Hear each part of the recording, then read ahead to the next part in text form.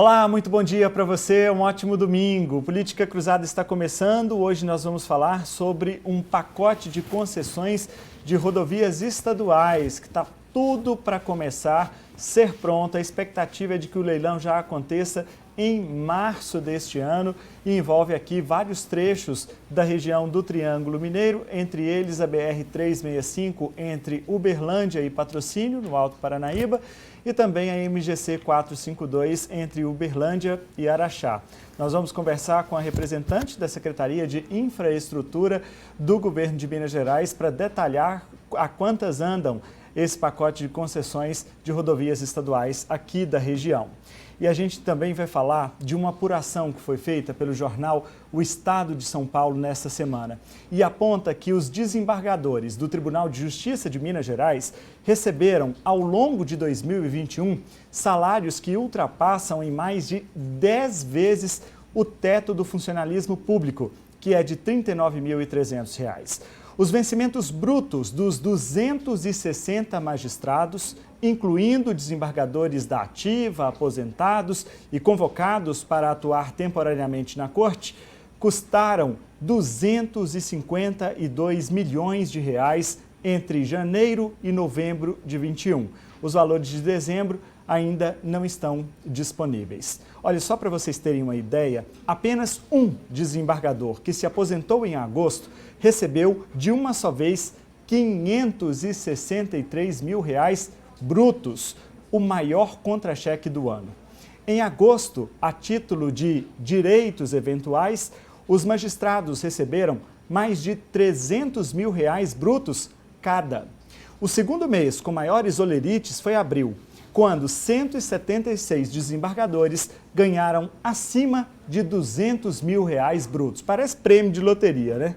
Bom, a Constituição limita o olerite do funcionalismo público ao que recebe um ministro do Supremo Tribunal Federal. Mas magistrados recebem auxílios que não entram nesse cálculo. São verbas indenizatórias e as chamadas vantagens eventuais contadas fora do teto, o que abre caminho para os super salários do judiciário. É sobre isso que nós vamos conversar agora com o Dr. Adir Cláudio Campos, que é advogado, mestre em Direito Administrativo, especialista, vai detalhar isso tudo aqui para a gente. Doutor Adir, muito obrigado pela sua presença mais uma vez aqui ao Política Cruzada. Primeiramente, um bom dia para o senhor. Bom dia, Danilo Caixeta, bom dia, telespectadores do Política Cruzada. É uma satisfação retornar aqui ao seu programa. Bom, doutor Adir, o senhor tem uma atuação muito forte nesse segmento do funcionalismo público e tudo mais, então conhece muito bem e é, claro, advogado. Então, a gente está falando aqui de cifras astronômicas que, quando bate assim, saltam aos olhos de todo o cidadão brasileiro. É, no mínimo, assim, estranho um desembargador que está se aposentando ganhar de uma só vez mais de R$500 mil. Mas existe uma explicação legal para isso. Vamos falar primeiro do aspecto legal para a gente entender melhor. Essa soma, doutor Adir, ela é feita a partir daquelas vantagens dos benefícios ao longo de toda a carreira que esse servidor, porque é bom dizer, o desembargador, o juiz também é um servidor público, ele adquiriu ao longo da sua carreira, não é isso? Explica para a gente. Exatamente. Esses números astronômicos, entre aspas, né?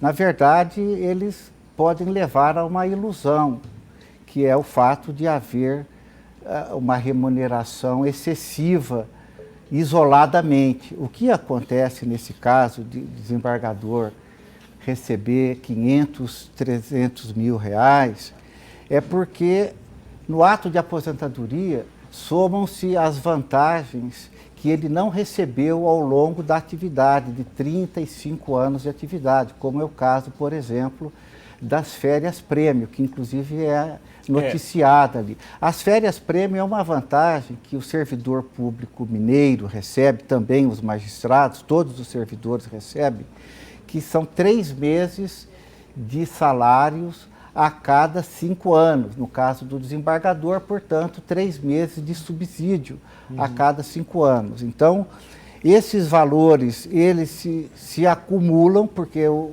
servidor muitas vezes ou opta por não receber, não entrar em gozo das férias, dos 3 meses de descanso, e prefere a conversão em dinheiro, né?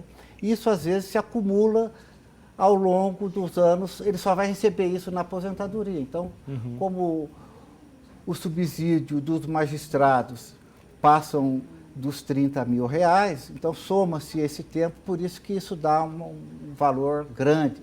Além das férias prêmio, também tem as férias indenizadas, os juízes têm 60 dias de férias pois é. por mês.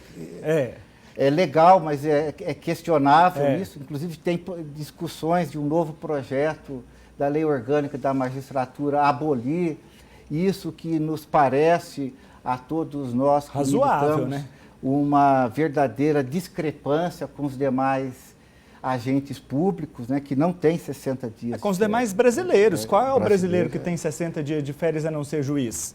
Começa por aí, né, doutora Adir? Mas então, só para a gente entender, vamos falar das férias prêmio primeiro, para depois a gente avançar para esses penduricalhos aí, que eles chamam de verbas indenizáveis, vantagens eventuais e tudo mais.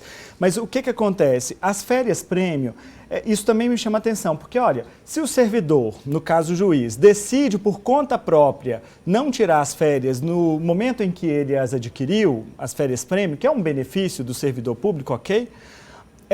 Se ele decidiu isso, por que depois o Estado que tem que ficar com a conta para pagar? Tudo bem, se ele é requisitado pelo Estado por conta de alguma escala, por conta de alguma necessidade que o empregador dele, no caso o Estado, tenha necessidade, é razoável que ele receba a indenização. Mas agora ele escolheu não querer, aí ele depois tem que receber isso, e aí ele recebe lá no final, quando vai se aposentar, com todas as correções, com juros, multas e etc e tal. Doutora Adir, não teria um teto, não seria razoável ter um teto, ou isso também é ilegal? Por exemplo, olha, se você tem aqui 20 meses de férias prêmio para receber quando vai se aposentar, o Estado paga no máximo 10 meses e os outros 10, ou você tira os 10 ou você perde os 10.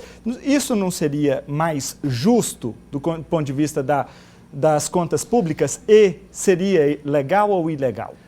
Tudo que a tudo que nós referimos como justo ou injusto no serviço público depende da legalidade. Na vida privada, nós podemos fazer tudo que a lei não proíbe. Nas relações de trabalho, o contrato de trabalho é livre para estipular aquilo que é mais conveniente para empregador e empregado. No serviço público não é assim que funciona. Tudo que é devido e indevido no serviço público decorre de lei.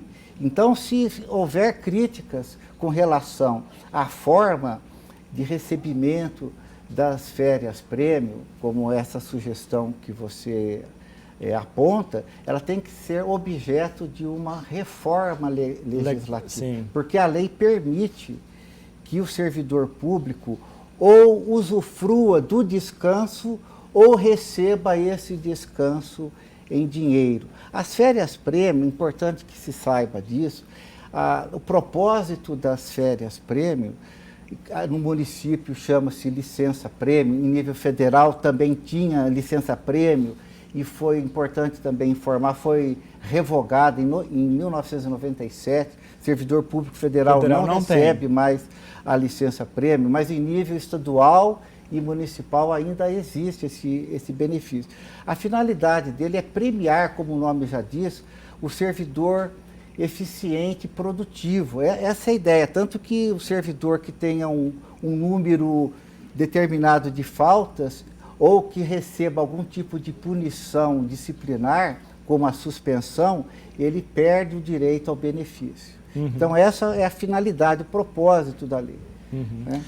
Doutora Adir, pois é, aí vamos lá. A Constituição diz que o servidor público não pode receber mais do que o salário de um ministro do Supremo Tribunal Federal, que por agora está um pouco mais de R$39 mil. Aí vem um desembargador desse, recebe esse tanto de valor com a justificativa lá de que está se aposentando e teve o benefício recebido. Mas o que é isso? Essas verbas que não entram na conta do holerite, essas verbas, essas vantagens eventuais, qual é o limite disso? Isso é uma discussão que até teve um apelido, né? Isso foi uma novela que surgiu no meio judiciário. O Supremo Tribunal Federal foi provocado inúmeras vezes a se pronunciar sobre isso. Entre tantos pronunciamentos do Supremo Tribunal Federal sobre o limite desse teto constitucional, surgiram também várias emendas na Constituição. A primeira observação a se fazer isso é que o teto constitucional ele é uma garantia que o Estado de Direito estabelece para que não se viole, né, o espírito ético de uma sociedade, permitindo que agentes públicos recebam verbas astronômicas. É interessante lembrar o que existia antes da Constituição de 88. Não havia esse limite. Então, o servidor acumulava em cascata uma série de vantagens e recebia valores verdadeiramente absurdos. Tanto que, inclusive, no ano de 86, o país inteiro conheceu a história do caçador de Marajás, um governador de Alagoas, que depois virou presidente da República. Já esteve aqui no Política Cruzada, Fernando Collor, que se projetou em nível nacional com essa questão referente aos salários astronômicos de desembargadores do Tribunal de Justiça de Alagoas e outros servidores do Estado de Alagoas. Não tinha, então, esse teto. A Constituição de 88, entre tantos avanços que ela trouxe para o ordenamento jurídico, foi estabelecer pela primeira vez, então, um limite de teto, né? Mas o que adianta? Sendo que tem desembargador ganhando R$500 mil. O que acontece é o seguinte, é que, primeiro que esse limite estabelecido pela Constituição, somente em 2015, a Constituição de 88, mas só em 2015 que o Supremo Tribunal Federal pôs, por assim dizer, uma pá de cal nesse assunto. Porque o que aconteceu é que, apesar do artigo 17 do ato das disposições constitucionais transitórias, né, esse palavrão todo é uma parte da Constituição que estabelece medidas provisórias. Né? Estabelecia que não haveria direito adquirido com relação a todas essas vantagens que os servidores tinham anteriormente à Constituição. Certo. Só que o Supremo falou que isso não incluíam as vantagens pessoais. Então isso ficou valendo... Aí igualou todo mundo, né? Ficou valendo até que chegou 2015. Não vou falar todas as alterações legislativas para não ficar prolixo, mas o fato é que somente em 2015 que o Supremo veio a dizer definitivamente que não tem direito adquirido com relação a excesso do teto. Tudo aquilo que extrapola o teto não só tem que ser cortado, mas inclusive devolvido para o erário público. As únicas exceções, então, com relação a essa devolução, são as verbas recebidas até 2015. Essas não precisarão ser devolvidas. As que foram recebidas após 2015 devem ser devolvidos. Então, esse é o primeiro ponto importante ficar claro. O Supremo definiu que o limite do teto tem que ser observado, não se inclui, portanto, nenhuma vantagem pessoal, como são os adicionais, que são as vantagens permanentes, e nem as gratificações, que são as vantagens temporárias. O que acontece? E aí é que dá a polêmica toda, é que o Supremo não inclui nisso as chamadas verbas indenizatórias. Auxílios, moradia, diárias e outras verbas dessa natureza, como viagens, como essas verbas, compreende-se inclusive porque, né, o servidor que faz uma viagem a serviço público, ele não paga aquilo do bolso, ele está pelo serviço, né? Então, essas verbas indenizatórias, elas não entram nesse limite do teto. A polêmica que existe, Danilo, é com relação a determinados tipos de verbas indenizatórias que causam uma certa polêmica, né? Uma certa perplexidade, porque apesar de elas serem legais, elas têm um caráter ético duvidoso, né? Como é o caso, por exemplo, do magistrado receber um subsídio acima de R$30 mil e ainda receber auxílio moradia, né? Receber auxílio para mudança e outras verbas dessa natureza. Falam-se, inclusive, eu não conheço aqui especificamente em Minas Gerais, mas que no Brasil existe, auxílio para compra de paletó, auxílio para compra de livros, auxílio para creches. Então, tudo isso são formas sorrateiras de burlar o teto remuneratório. E complementar o salário, porque, veja, se o cidadão já recebe lá R$30 mil, será que ele não tem condição de comprar o paletó para ele trabalhar? Comprar o livro para ele estudar? Não é brincadeira uma coisa dessa. Não consegue pagar a moradia? Então, assim, tudo bem. Com todo respeito ao magistrado que estudou, passou num dificílimo concurso público para estar ali, a atividade dele também é um tanto quanto complexa, de muita responsabilidade, mas para tudo tem limite. Precisa ganhar um salário desse, depois esse tanto de penduricalho ainda, quando vê, o salário está naquele montante lá. Né? Então, é isso que gira a polêmica, doutor Adir. Sim, exatamente. Agora, no caso de Minas, eu desconheço que haja esse tipo de exageros com relação a auxílio paletó, auxílio biblioteca. Me parece que não, inclusive porque a própria lei orgânica da magistratura, ela é restritiva, ela prevê auxílio moradia, ela prevê alguns tipos de auxílios, mas não chegam a esses absurdos que a gente tem notícia de que existem em alguns estados do Brasil.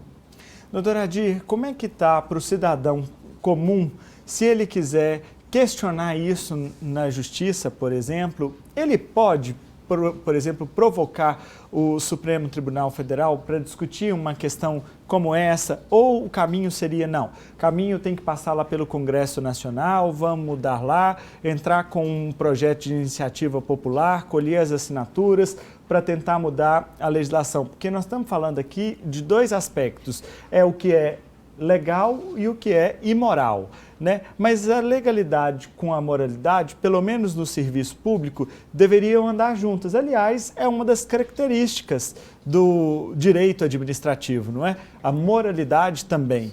E aí, o que o cidadão comum de casa, que está tão perplexo quanto nós aqui com esse tanto de penduricalho, às vezes exagerado, ele pode fazer, se ele quiser? Aliás, é bom que se diga que o princípio da moralidade é um dos 5 princípios régios da Constituição Federal de 88. Isso aí, ela não é mais apenas um princípio informativo, como existia antes. Agora ele é um princípio normativo, ele é uma norma que tem que ser obedecida.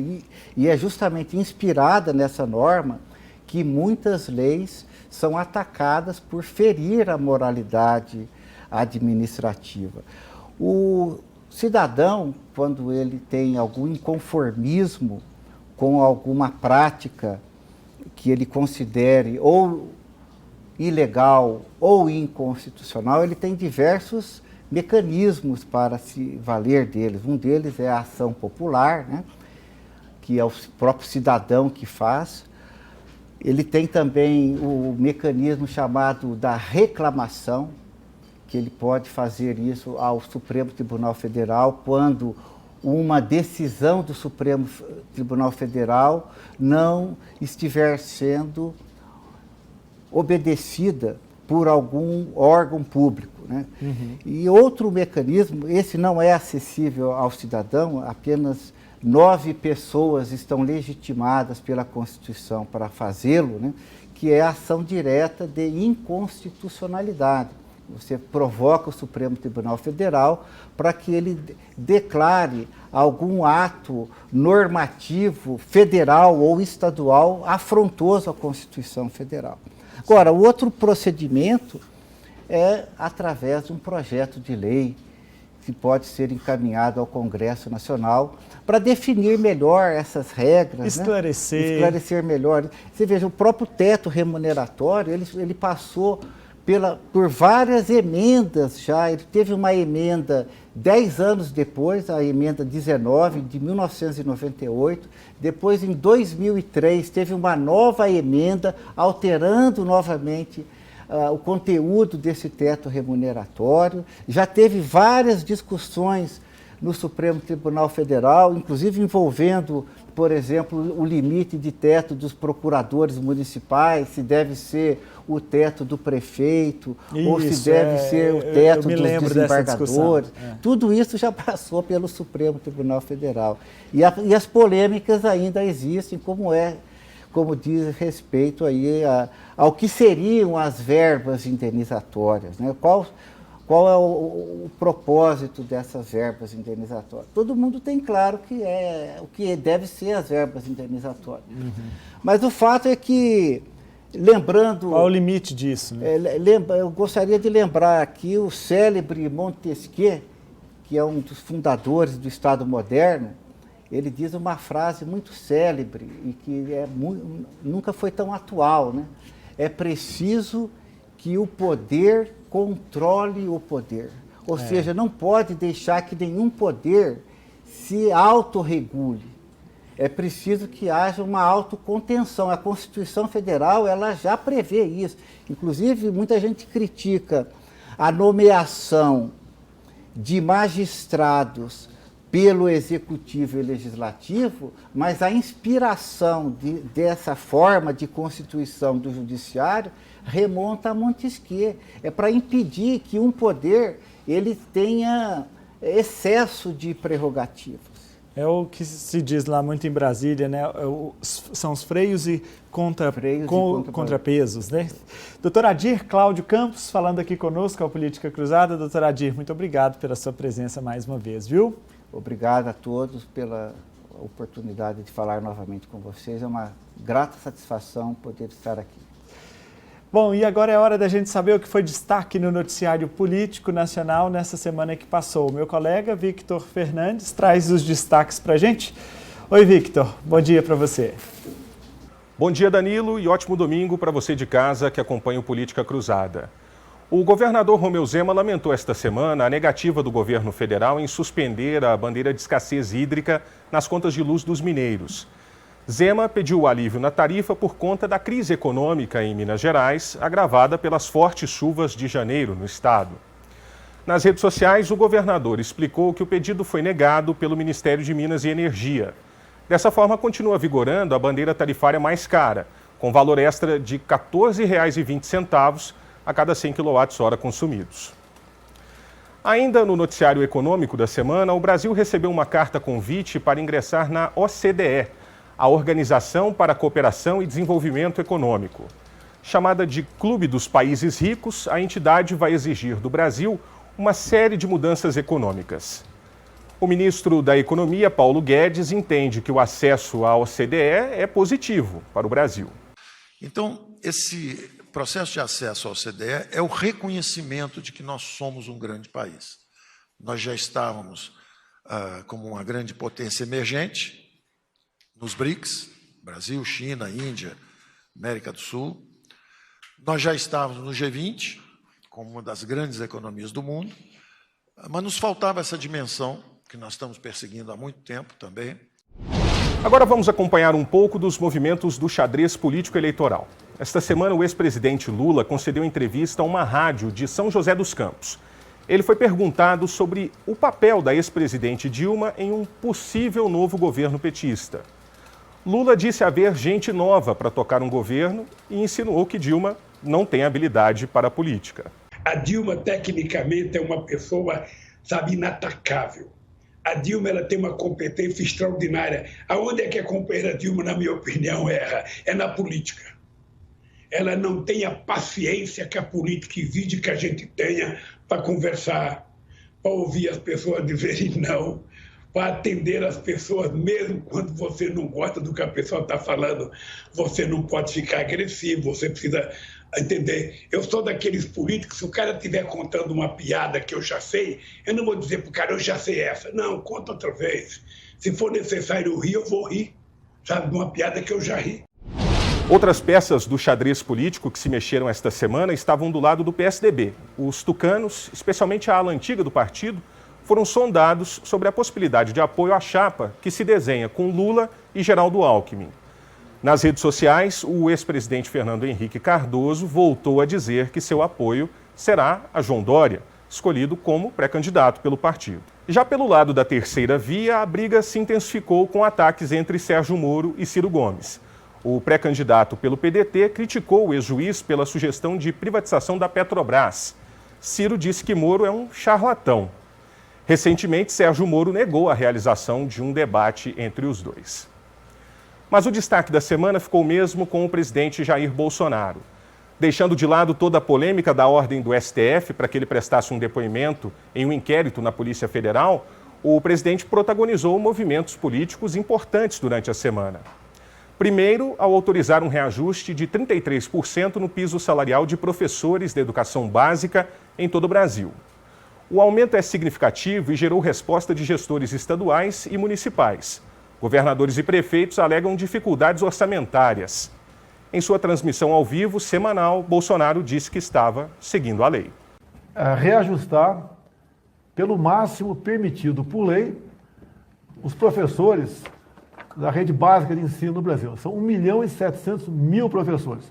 E nós vamos, então, conceder um reajuste para eles de 33%.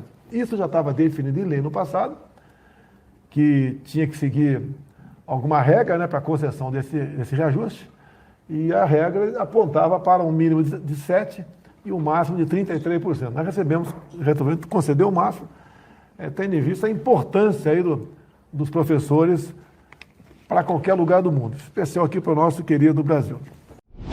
O presidente da República também acertou na última semana detalhes da PEC dos combustíveis com sua equipe econômica. A discussão não é consenso nem mesmo dentro do governo, mas motivou os governadores a manterem o congelamento do ICMS nos combustíveis por mais 60 dias. O Fórum de Governadores cobrou uma solução estrutural para baixar o preço dos produtos, mas diz que o congelamento do ICMS é sinal de boa-fé na tentativa de resolver o problema. Danilo, por hoje é isso. Um bom domingo para você. Valeu, Victor. Muito obrigado. Gente, a gente vai fazer agora um pequeno intervalo comercial. Na volta, a gente vai falar sobre as rodovias estaduais aqui do Triângulo Mineiro. Tem um pacote de concessões do governo de Minas já em andamento, com o leilão previsto para março. A gente vai detalhar isso tudo na volta do intervalo. Um instante só, a gente volta já.